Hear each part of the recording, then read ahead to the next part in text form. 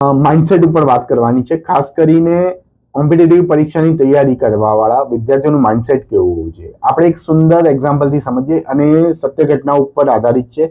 એક એસડીએમે આ વાત કરેલી છે કે હું તૈયારી કરવા માટે ગાંધીનગર આવ્યો. પછી ગાંધીનગર આવીને મેં લેક્ચર્સ જોઈન કર્યા, લાઇબ્રેરીમાં ભણતો હતો, હોસ્ટેલમાં ભણતો હતો. તો મારું જે મિત્ર વર્તુળ હતું એ મિત્ર વર્તુળ હંમેશા એક જ વાત કરતું હતું કે યાર આ વખતે 250 જ વેકેન્સી છે, તો 250 વેકેન્સીની અંદર આપણો નંબર ક્યાંથી આવશે? હું ડિપ્રેસ થઈ ગયો. મને એવું લાગ્યું કે હિંમત હારી રહ્યો છું.